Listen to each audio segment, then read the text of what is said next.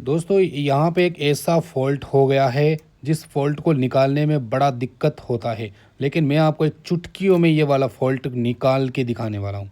ये है बिल्डिंग और यहाँ पे बहुत बड़ा फॉल्ट हो गया है। एमसीबी बार बार कंप्लीटली ट्रिप कर ही जा रही है। कभी एमसीबी रुक ही नहीं रही, ये वाली एमसीबी ट्रिप की जा रही है की जा रही है। आखिर ये प्रॉब्लम क्या है, छोटे से मीटर से मैं आपको कंफर्म सिखाने वाला दोस्तों हूँ। इस साइड की वीडियो पूरी देखना ज़रूर से, क्योंकि बहुत सारी जगहों पे इस तरह का फॉल्ट हो सकता है और बहुत सारी जगहों पे आपको मालूम नहीं पड़ता है कि ये फॉल्ट है या नहीं। कभी कभार आपको लगता होगा कि एमसीबी बार बार ट्रिप कर जाती है और कभी कभार ऐसा होता है कि एमसीबी ट्रिप करती ही नहीं है। तो इस केस में क्या फ़ॉल्ट देखने को मिलता है, ऐसा ही हमारे साथ और हमारे कस्टमर के साथ में ही हुआ है। और वो हम पे बहुत ट्रस्ट करते हैं, तभी हम उनके यहाँ जाते हैं। वो हमको बुलाते हैं, हमें ही बुलाते हैं आजकल, ठीक है। जब से हम पहली बार वहाँ पे गए तो उसके बाद कोई इलेक्ट्रिशियन वहाँ जाता ही नहीं है, क्योंकि हमें बुलाते हैं वो एकदम भरोसे के साथ में। उनको पता है कि ये भाई साहब काम कर सकते हैं। तो वहाँ पे हमने एक फ़ॉल्ट क्लियर करके आए हैं। तीसरी बार जा रहा हूँ मैं। एक बार एमसीबी लगाने के लिए और चेंज ओवर लगाने के लिए गया था, वहाँ पे भी फॉल्ट था। उसकी वीडियो शायद रील्स वगैरह बनी हुई है। और एक बार एमसीबी वगैरह सेटअप करने के लिए गया था, उसकी भी रील्स वगैरह कुछ बनी है, अभी अपलोड नहीं हुई, ठीक है। अब तीसरी बार जा रहा हूँ वो फॉल्ट क्लियर करने के लिए, जहाँ पे वो एमसीबी बार बार ट्रिप कर रही है। और एमसीबी ट्रिप करने का रीज़न आज इस वीडियो के अंदर कंप्लीटली बताऊँगा। फिर मैं आगे आपको समझाऊँगा कि क्या दिक्कत और ये दिक्कत क्यों आती है। तो दोस्तों यहाँ पे मैं आ गया हूँ एमसीबी बॉक्स के पास में। इसका सेटअप मैंने कुछ दिन पहले किया था, मगर उस समय प्रॉब्लम नहीं थी। बट अब जाके ये प्रॉब्लम आई है। तो अब जाके क्यों आई है देखो मैं बताता हूँ। ये देखो शॉर्ट सर्किट काफ़ी तेज़ है, इस तरह से देखो। ओके, तो अब यहाँ पे एम्पियर दिखाता हूँ कितने एम्पियर ले रहा है। ये एक रूम की सर्किट है, सिर्फ एक रूम की, लाइट बल्ब पंखा है इसके अंदर। देखो 37 एम्पियर ले रहा है। इतना ज़्यादा लोड ये ले रहा है वायर। इसकी वजह से एमसीबी बार बार ट्रिप कर रही थी। ये वाला मीटर, इस एक मीटर की हेल्प से ही मैं पूरी वायरिंग को सही कर दूंगा। 100% वीडियो देखना है। ये मीटर आपको व्यू प्रोडक्ट में मिल जाएगा। पहले मैं इसको कम्प्लीटली सेटअप कर देता हूँ और एमसीबी से ऑन ऑफ करने वाला सिस्टम बनाता हूँ। रूम के अंदर जाता हूँ, ये मेन बोर्ड को खोलता हूँ। मेन बोर्ड को खोलते इसके अंदर मुझे 4 वायर नज़र आ रहे हैं, ये वाले, ठीक है, जिसमें एक मेन लाइन, बाकी लूपिंग। और ये वाला जो एक वायर दिख रहा है मुझे कड़क हो गया है हीट की वजह से, बहुत ज़्यादा टाइट, और फटने लग गया इसका कवर। तो यही रीज़न होता है जब वायरिंग फॉल्ट होती है तो खराबी आती है। तो देखो दोस्तों, एमसीबी बॉक्स ऑन करने के बाद रूम के अंदर आता हूँ, मेन लाइन के अंदर देखता हूँ तो 37 एम्पियर आ रहे हैं। ये मेन लाइन एमसीबी बॉक्स से एक वायर आ रहा है, ये वही है। अब मैं दूसरे वायर को टेस्ट करता हूँ, क्योंकि यहाँ पे 4 लूपिंग है, एक एमसीबी बॉक्स से आ रहा है, ठीक है। देखो पहले ऑन ऑफ करके दिखाते हैं एमसीबी से। देखो ऑन ऑफ करवा रहा हूँ एमसीबी, इससे हमें पता चल रहा है कि ऑन ऑफ एमसीबी से ही हो रहा है यहाँ पर, ठीक है। अब देखो दोबारा एमसीबी चालू कराते हैं, कुछ नहीं हो रहा। दूसरे वायर में भी कुछ नहीं हुआ। तीसरे वायर में भी चेक करते हैं भाई, देखते हैं क्या प्रॉब्लम है। तो इस वायर में भी देखते हैं। अब हम लाइन को चालू करवाते हैं, तो आप देख सकते हैं यहाँ पर ऑन हो गया। ये देखो इस वायर के अंदर 38 एम्पियर आ रहे हैं, मात्र सिर्फ एक वायर के अंदर। बाकी इन तीनों के अंदर कुछ नहीं आ रहा है, लोड चल रहा है खाली, ठीक है। तो मुझे समझ में आ रहा है यहाँ पर कि ये वाला जो एक वायर है ना, ये इन दोनों में से एक वायर 1.5 mm की एक वायर है और 2.5 mm का सर्किट है, ठीक है। तो इस एक ही वायर के अंदर मुझे दिक्कत लग रही है। तो वायर को सबसे पहले मैं खोलता हूं और इन सभी वायरों को अलग करता हूं, ताकि ये अच्छे तरीके से आपको समझा पाऊं मैं, ठीक है। लूपिंग वायर है तब मैं अलग करके दिखा रहा हूं। अगर लूपिंग छत के अंदर होती, जॉइंट जॉइंट वाली वायरिंग होती ना, तो काफ़ी दिक्कत हो जाती है यहाँ पर, ठीक है। प्रॉब्लम सॉल्व करने में दिक्कत होती। एमसीबी चालू करते हैं, देख सकते हैं यहाँ पे 2.5 mm की जो केबल आ रही है, इसके अंदर फेज़ आ रहा है, यानी ये मेन लाइन है। अभी मैं एक वायर को टच करता हूँ, रूम का एक स्विच बोर्ड ऑन हो जाता है और इसी एक स्विच बोर्ड से कुछ रूम की लाइटें वगैरह हाफ लाइन चालू हो गई रूम की, ठीक है। एक स्विच बोर्ड ऑन हो गया है, तो इसमें कोई दिक्कत नहीं है। ये दूसरा वायर, दूसरे वायर को टच करता हूँ, ये देखिए लोड चल रहा है, यानी कि इसमें भी फॉल्ट नहीं है, कुछ लोड ही चल रहा है, ठीक है। ओके, अब मैं इसको सेटअप कर देता हूँ। अब तीसरे वायर को जैसे ही मैं टच करता हूँ तो दिक्कत सामने आ जाती है। ये वाला वायर देखो, ठीक है। तो ये वायर फॉल्ट है, इसी के अंदर सबसे ज़्यादा एम्पियर दौड़ रहा है, ये देख सकते हैं। ये देखिए 35 एम्पियर यहाँ पे देखने को मिल रहा है। अब मैं इस वायर को हटाता हूँ और कस्टमर को पूछता हूँ इस वायर से क्या चीज़ें बंद हो रही है। तो कस्टमर ने कहा एक बालकनी के अंदर बोर्ड है। तो मैं बालकनी के पास में जाता हूँ और जब मैं वो वायर को जोड़ता हूँ तो यस, बालकनी की वायर जोड़ते ही चालू हो जाती है बालकनी की लाइट। तो बालकनी के स्विच में ही प्रॉब्लम लग रही है। ये वाला स्विच जैसे ही प्रेस कर रहा हूँ तो आप देख सकते हैं ये एम्पियर चालू हो जाता है, और वह वाला स्विच जैसे ही हम बंद करते हैं तो वहाँ पर एम्पियर नहीं आ रहा है। इसका मतलब क्या हो रहा है, देखो बंद करते ही बंद हो गया ना, बंद चालू कर रहे हैं तो देखो ये एम्पियर बढ़ रहा है, यानी एक स्विच से 36 एम्पियर का लोड चल रहा है। अब वो कैसे, मैं आपको बताता हूँ। यहाँ पे मैं पहले बोर्ड को ओपन करता हूँ। ओपन करने के बाद ये वाला बोर्ड, इसके अंदर दो वायर नज़र आ रहे हैं, इनमें से कोई एक ही वायर है। देखो मैं पहले मीटर लगाता हूँ एम्पियर वाला, ये मीटर यहाँ पे सेटअप किया।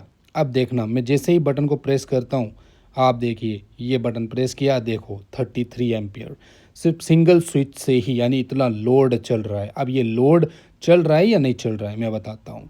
ये लोड नहीं चल रहा है, ये वायर फॉल्ट है, ये किसी छत के सरिये में टच हो गया। इसी रीज़न की वजह से ये देख सकते हैं फैन बॉक्स वगैरह लगे हुए हैं, इस छत के अंदर टच हो गया है वायर, टेप वगैरह खुल गई होगी ऑटोमेटिकली, क्योंकि बहुत समय हो गया है। तो बस वही रीज़न है सारा। अब देखो मैं यहाँ पे इस वायर में देखता हूँ कुछ भी नहीं है, देखो कुछ भी नहीं है। दूसरे वायर में देखता हूँ तो यहाँ पर देखो 36 एम्पियर आ रहे हैं। तो यही वायर फॉल्ट है। कस्टमर ने बोला कुछ नहीं करना आपको, तो ये वायर हटा दो, टेंशन नहीं है, हमें कोई दिक्कत नहीं है। तो मैंने इस वायर को कट कर दिया और इसको मैं देखो टेस्ट करवाता हूँ। देखा कितना तेज़ है, बहुत तेज़ एम्पियर दौड़ रहा है इसके अंदर। ओके, तो अब इस वायर को हम डायरेक्टली पाइप के अंदर सेट कर देंगे, कोई दिक्कत नहीं। तो इस तरीके से हमने फॉल्ट को क्लियर किया। आपने समझा कि एक स्विच की मदद से, देखो प्रॉब्लम कैसे हो रही थी, जब ये स्विच दबा रहे थे तो दिक्कत आ रही थी इनकी, जब ये स्विच बंद था तो एकदम सही हो जा रहा था। तो बस यही रीज़न है। देखो अब कितने एम्पियर आ रहे हैं, 1 एम्पियर आ रहा है, यानी कि इनके कमरे का जो लोड नॉर्मली लोड होता है 250-300 वाट, उतना ही लोड चल रहा है। ठीक है, तो इलेक्ट्रिशियन भाइयों, इस एक छोटे से मीटर की हेल्प से मैंने देखो इतना बड़ा फॉल्ट क्लियर कर दिया। इनके बिजली का बिल भी काफ़ी हद तक बच गया, और ये फॉल्ट वायरिंग फॉल्ट होते होते भी बच गई इनकी। ठीक है, तो इस छोटे से मीटर को अगर आप बाई करना चाहते हैं तो प्लीज़ आप व्यू प्रोडक्ट में जाके बाई कर सकते हैं, नो प्रॉब्लम। ठीक है, तो अब आप देखिए हमने यहाँ पे अच्छी तरीके से टेपिंग वगैरह करके हम बिल्कुल फाइनल होके यहाँ पे कमरे से बिल्कुल अच्छे तरीके से बाहर निकलने वाले हैं। फिर एमसीबी बॉक्स के अंदर जो एमसीबी है ना, ट्रिप कर रही थी बार बार, उसी के अंदर वापस उस वायर को सेटअप कर देंगे। तो गाइस सोचो अब कितना इम्पोर्टेंट होता है एमसीबी इंस्टॉलेशन करना, और सही एमसीबी इंस्टॉलेशन करना ये भी ज़्यादा इम्पोर्टेंट है, और ओरिजिनल कंपनी की इंस्टॉलेशन करना ये तो और भी ज़्यादा इम्पोर्टेंट है। ठीक है ना, मैंने एक एमसीबी के ऊपर डेडिकेट इस चैनल के ऊपर एक वीडियो बनाया है, ये वाला, ये जाके ज़रूर देखिए, इम्पोर्टेंट वीडियो है एमसीबी के मामले में। ठीक है, तो ओरिजिनल क्वालिटी की एमसीबी और कितने एम्पियर की क्या होनी चाहिए, सब कुछ उस वीडियो में डिटेल्ड में बात की है। अब आप देख सकते हैं यहाँ पर कितने एम्पियर आ रहा है, पहले 36 एम्पियर आ रहा था एमसीबी लोड से, अब देखो यहाँ पे 1.5 एम्पियर आराम से आ रहा है। यानी रूम का जो लोड चल रहा है ना, बिल्कुल सेम वही लोड यहाँ पे भी दिखा रहा है। इसका मतलब हमने फॉल्ट को अच्छे तरीके से क्लियर कर लिया है, और बाकी के फॉल्ट्स को सबको देखने के बाद एमसीबी के अंदर हम अच्छे तरीके से टाइट कर देंगे वायर को। अब ये एमसीबी वापस से कार्य हो गई है, यानी इसका काम वापस चालू हो गया है। एमसीबी अब ट्रिप नहीं करेगी, कब करेगी, जब वापस से कभी कोई जगह फॉल्ट होगा तो। ओके, तो आपको भी अगर मेरी तरह इलेक्ट्रिशियन बनना है तो डिस्क्रिप्शन में बहुत सारी मैंने वायरिंग वगैरह की वीडियोस अपलोड कर रखी है, वहाँ पे आप सीख सकते हैं और आप भी अपना नाम बना सकते हैं, और आपको लोग चला के बुलाएंगे। ठीक है, ये वाली बिल्डिंग है, और यहाँ पे मैंने अपना खुद का बनाया प्रोडक्ट भी इंस्टॉल किया है। क्या है सब कुछ जानने के लिए जुड़े रहें। तो दोस्तों इस वीडियो के माध्यम से आपको क्या समझ में आया मैं बताता हूँ। देखिए क्या होता है कि जब जहाँ पे हम फैन बॉक्स या लाइट बॉक्स वगैरह लगाते हैं, और वहाँ फैन बॉक्स लाइट बॉक्स के अंदर अगर लाइट या फ़ैन नहीं लगाया जाता, तो वहाँ पे एक्चुअली होता क्या है कि वो जो वायर है ना, जब हम या फिर टेप लगाना भूल जाते हैं या फिर कट लग जाता है, तो उसी दौरान वो जो वायर है ना, छत में किसी सरिये के वहाँ पे टच हो जाता है।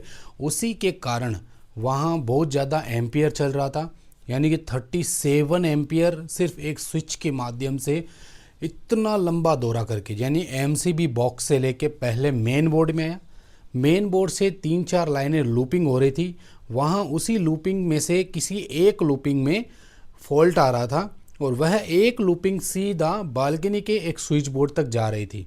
और उस स्विच बोर्ड के अंदर भी नहीं थी प्रॉब्लम। उस स्विच बोर्ड के अंदर जा कर के स्विच जब प्रेस किया जा रहा था उसी दौरान वहाँ से फेज़ रिवर्स अंदर गया, यानी छत के अंदर जो फैन बॉक्स होता है वहाँ तक गया और वो फेज़ वहाँ पे शॉर्ट हो गया था। और वहाँ पे शॉर्ट की वजह से पूरे एमसीबी बॉक्स में दिक्कत आ गई।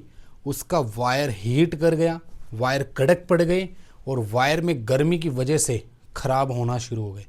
मुझे यकीन है यदि अगर वहाँ पे एमसीबी मैं नहीं लगाता सही तरीके से तो एमसीबी ट्रिप नहीं करती और पूरी वायरिंग यानी एमसीबी बॉक्स से लेकर मेन स्विच बोर्ड से लेकर बालकनी के स्विच बोर्ड से लेकर फैन बॉक्स तक की पूरी वायरिंग जल जाती। उसके साथ में जितनी वायरिंग थी वो सारी की सारी मेल्ट होकर के जल जाती और चिपक जाती आपस के अंदर। फिर उसको बोलते हैं इलेक्ट्रिक वायरिंग फॉल्ट, यानी वो पाइप के अंदर अपने आप के ही गर्मी से और गर्मी एक्स्ट्रा इंक्रीज़ करके वो जल जाती वायरिंग। ठीक है, या तो किस्मत से अगर एमसीबी बॉक्स के अंदर जॉइंट होता तो वो फट जाता या हट जाता, या स्विच बोर्ड के अंदर से फट जाता हट जाता, या स्विच जल के ख़राब हो जाता। मगर ये तय था कि वायरिंग तो जल जाती कंफर्म। ठीक है, तो ये होता है रीज़न। तो हर जगह यदि अगर कोई चीज़ ना लगाई जा रही हो, पंखे के अंदर या फिर फ़ैन बॉक्स में फ़ैन ना लगाया जा रहा हो, लाइट बॉक्स में अगर लाइट ना लगी जा रही हो, तो अच्छे तरीके से टेपिंग करके उसी के अंदर एक पाइप होता है, उस पाइप के अंदर वापस उस वायर को डाल दें।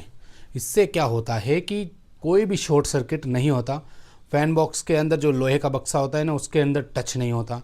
अब देखो इनके इस तरीके से क्या होता है कि 37 एम्पियर चल रहा था, तो इससे बिजली का बिल भी काफ़ी हद तक बढ़ जाता है।